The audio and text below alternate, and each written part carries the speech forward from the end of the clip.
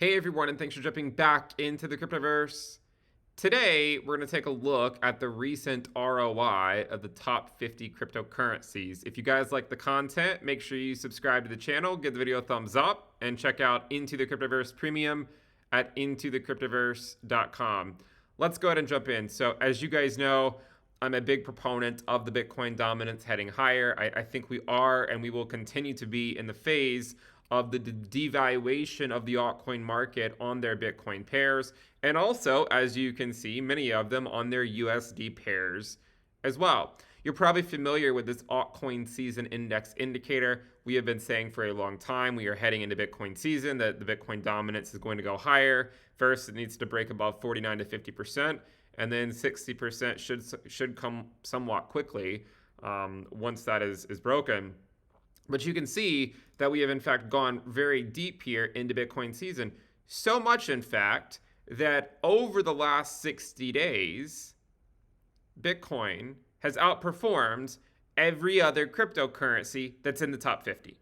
Okay, now the top 50 is going to vary depending on what website you use. For instance, if you were to use CoinMarketCap or CoinGecko, you would get slightly different results. Some of those reasons could be due to things like, if they're using the fully diluted market cap or if they're not, and so on and so forth. So for this chart, the top 50 cryptocurrencies here are sourced from CoinGecko. What you'll notice over the last 60 days is that Bitcoin is in fact at the front of the pack, right? So out of all of these cryptocurrencies, this is what we continue to say, why take on more risk for less reward, right? And that's what I've said for a long time now. I mean, really, since the beginning of 2022, I said that the altcoin market is just simply going to bleed back to Bitcoin for basically the next 18 months or so. Really, Q3 of 2023 has always been sort of the target. Q3 of 2019 is when a lot of alts finally found their bottoms against Bitcoin in the cycle before us. So why assume any different this time? And so again, I assume that the altcoin market is still in a devaluation process on their Bitcoin pairs and also likely on their USD pairs as well. Now, as Bitcoin over the last 60 days is up about 30.51%, you'll note that actually a majority of the cryptocurrencies in the top 50 are negative over the last 60 days.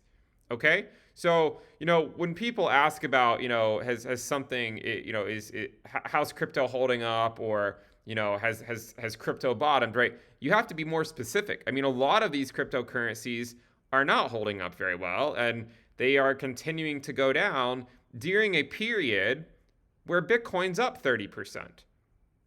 So what you're seeing here in general is something that's actually going on in tech stocks as well. There's a relative flight to safety. Now, that doesn't mean that the safer assets can't go back down. There's a good chance they probably will. And I've said that before, that I think Bitcoin will have one more scare later this year, early next year at the latest, right before the halving, basically, sometime before the halving, where it will test people's resolve. We had the same thing in 2015. We had the same thing in 2019 and 2020. I assume we'll have the same thing again, right? I assume that these cycles are somewhat repetitive, but be that as it may, what you're looking at here is a flight from lower liquidity assets to higher liquidity assets in general. Now, it's not a perfect thing, but look at some of the top performers here, right? You have Bitcoin at number 1. At number 3, you have XRP. Number 4 is Ethereum. Cardano's number 5, and BNB's number 6.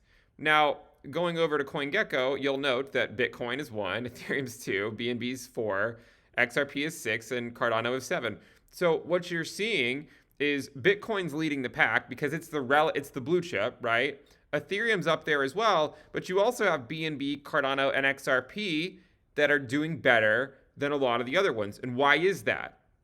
It's because, in my opinion, there's this flight away from lower liquidity assets to higher liquidity assets. In a correction scenario, the lower liquidity assets would actually get hit a lot harder than the ones that have more liquidity. When you have corrections on Bitcoin USD during the pre-halving year, liquidity in the altcoin market dries up quite substantially. And so whenever a correction were to occur, you would likely see altcoins go down on not only their USD pairs, but also still on their Bitcoin pairs as well. So when you think about what does it mean to be in Bitcoin season, it doesn't mean that Bitcoin USD has to go up. It doesn't mean that Bitcoin USD has to go down. What it means is that no matter the direction of Bitcoin USD, the dominance should go up. Over here in 2018, we had a period where Bitcoin was going up and Bitcoin is going down. And during that entire period, we were in Bitcoin season. Very similar thing in 2019 as well, right? Bitcoin was going up, we were in Bitcoin season. Bitcoin was going down, we were still in Bitcoin season. So don't lose sight of that, right? Don't lose sight of that. The idea, as always, is that the dominance should go up no matter what. If Bitcoin were to break up from here, it's likely going to continue to lead the pack. If it breaks down from here, guess what? There's lower liquidity in the altcoin market. Now you might see a scenario where there's a knee-jerk reaction on the dominance and it gets a brief pullback if Bitcoin USD were to drop quickly. But even if that were to happen, after you give it a couple of days or so, then you'll likely see the altcoin market reacting kind and to a much larger extent than Bitcoin. So this sort of analysis goes for basically the next several months. If Bitcoin goes up, it leads the market and the dominance goes higher. If Bitcoin goes down, the dominance should go higher. And every time we get a pullback, right? I mean, I get all sorts of comments, right? Anytime the dominance pulls back.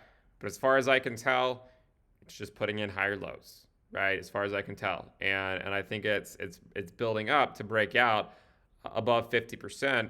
And actually last cycle, it was the move from 40% to 50% dominance was while Bitcoin went up. The move from 50 to 60% dominance was while Bitcoin went down. So we need to be aware that something like that could happen again. So let's not lose sight of some of the cyclical behavior that has happened in the past and recognize that in 2018 and 2019, we saw the dominance go up during the price rally by Bitcoin, and it still went up when the top was in, right? When that local high was in, we saw the dominance continue to go up for a couple more months or so, even after that. So I thought this was a really great way to visualize it, to say, hey, I see all the people on Twitter cherry picking and saying, hey, well, this altcoin outperformed Bitcoin since last Tuesday. Well, I can cherry pick too. The last 60-day ROI of the top 50 cryptocurrencies, Bitcoin's leading the pack.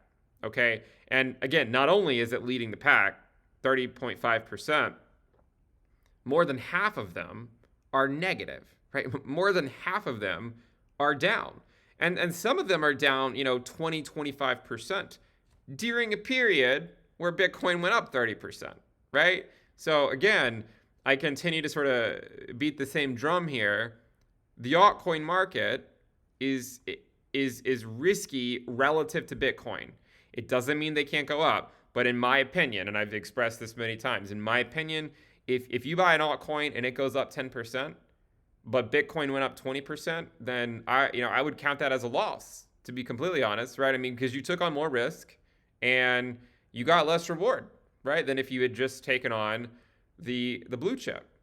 So you always must think about your opportunity cost. It's like when people buy certain altcoins and then they sort of brag throughout the bull market about how their altcoin's up like 30, 40% or something. And it's like, well, congratulations. Ethereum went up 50x and Bitcoin went up 30x. And yes, maybe you have an altcoin that went up 50%, but you could have taken on a lot less risk and seen more reward. So this is the sort of the phase of the cycle we're in, where altcoins just get crushed, not only against Bitcoin, but also against the US dollar. And I say that fully aware that if Bitcoin goes up on its USD pair, if it goes up, we know it's likely going to drag some altcoins with it, right? We know that. But it doesn't drag all of them with it because, again, last 60 days, Bitcoin's up 30%. And you can't say the same about a lot of the altcoin market, right? You just simply can't. So we need to be aware that the altcoin market will likely continue to lag Bitcoin for months to come, right? Months to come.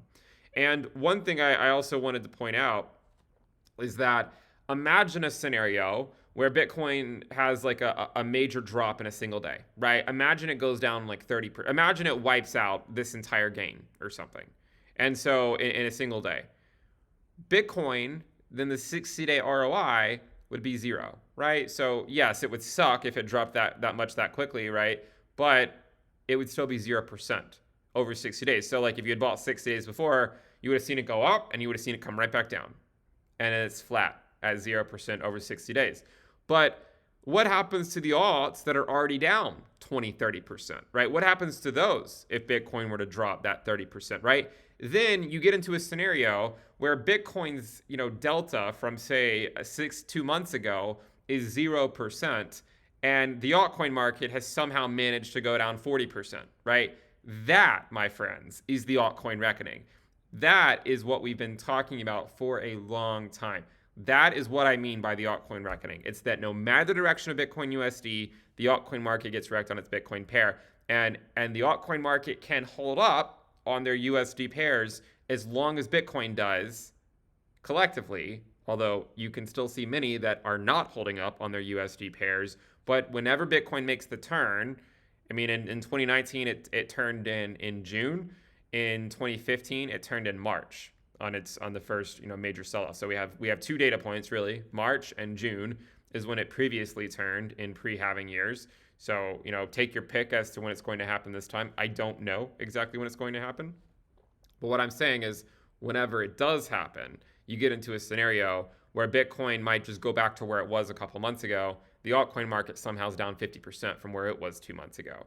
So just keep that in mind. Again, the altcoin market can still stay elevated as long as Bitcoin holds up. If Bitcoin were to rally back above 30K or something, of course, altcoins can be dragged up kicking and screaming, but it doesn't mean that they were worth the risk, right? Because again, you can see how Bitcoin continues to lead the pack.